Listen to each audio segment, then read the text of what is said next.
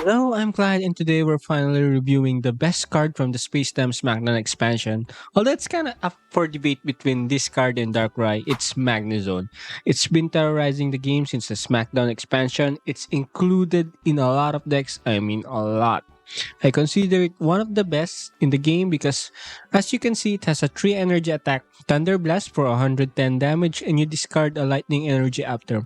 This is all free because of Magneton, which allows itself to gain energy every turn. It generates energy on its own and becomes a hitter later in the game while you keep playing your best cards. It has enough HP and damage to make it a win condition or a backup alternative. Although Magnezone is the best, it still has its weaknesses. It is a stage 2 Pokemon, so you need to draw Magnemite, Magneton, and Magnezone in the right order. Since it discards lightning energy after attacking, you can only attack a limited number of times, probably an average of 2, which is something to think about also. Its stock is so high that good luck finding one for trade, but it is really worth it. The general strategy involves including the Magnezone line with Magneton generating lightning energy on its own and then evolving into Magnezone whenever you need the power of it. It works in any deck because of that. In terms of power level, it's really up there with Executor and Darkrai. I have a slight bias towards Magnezone because of its self-sustenance, good power, and damage. Don't forget that it's also not an EX card, which makes it a cherry on top. And now for the decks. There are quite a lot, of course, since Magnezone is splashed in every deck, and I will be showing the best versions Magnezone is being slotted in right now.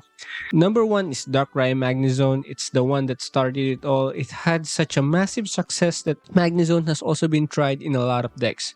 Every bit of the deck works together. Kangaskhan will be your frontliner. This can also be replaced by Dradigan, although Kangaskhan is better against the mirror or Dradigan since you're still putting out pressure while tanking just for 1 energy. There aren't many places you would put energy anyway outside Darkrai. Darkrai will be one of your main damage dealers, but only from its ability Nightmare Aura, while you can also use it for the final push. Most of the time, we will be using Magnezone to attack after Kangaskhan has died, so it will have its own energy already because of Magneton, so every energy is on Darkrai. This is the reason the deck is scary because the pressure never stops, and they can release Magnezone and Darkrai right away since they both are gaining energy. We are running Cyrus and Sabrina for finishing anything that retreats.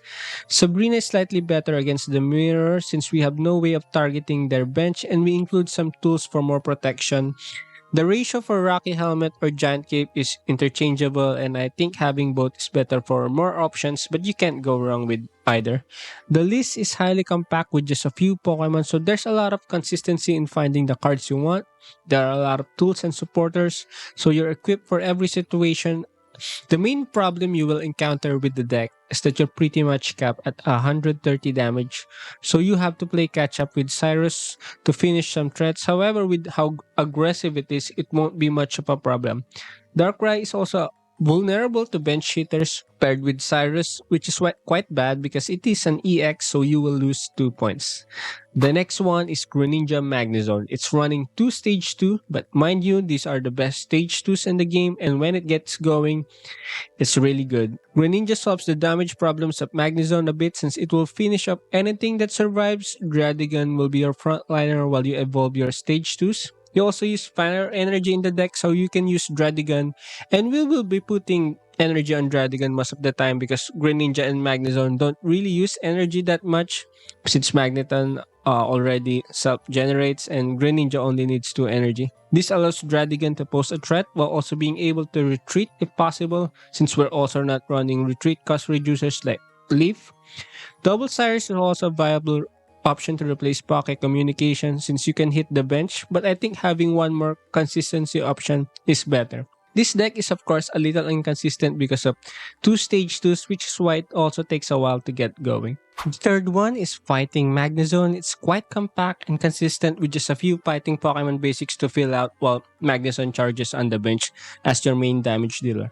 One of the strategies with how the deck is built is to attack the bench with your Hitmonlee and then pull it out with Cyrus later on to be finished by your Magnezone. This is highly effective in today's meta since most decks are just revolved around sitting at a tank while they charge their bench like Magnezone. Marshadow will be your backup damage since there isn't a lot of damage aside from Magnezone. The worst aspect of the deck is its polarizing gameplay because You win against decks that rely on the bench game plan, but lose to decks that use tanks like Executor, which are hard to one shot, especially if they're just running one on the front, so you can attack the bench.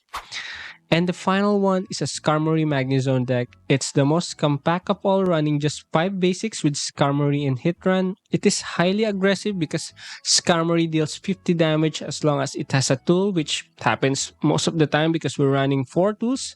Hitran is another backup damage dealer or tank. The strategy is simple: run down your opponents from the get-go, especially with Skarmory. The problems you will encounter with the deck is including wanting to start with Skarmory because you don't have any retreat cost reducer, so starting with Magnemite can be problematic. Ideally, you don't want the game to go long because the damage is pretty much capped at 110 and there are no bench cheaters. So you will have to rely on Sabrina and Cyrus. We're running 2 Sabrinas here instead of Cyrus because we want something to deal with Darkrai or Magnezone bypassing their tank altogether. And that's it. Quite a long explanation. I won't be providing commentary anymore on the gameplay sheet. It is quite long already, but I hope you learn from watching.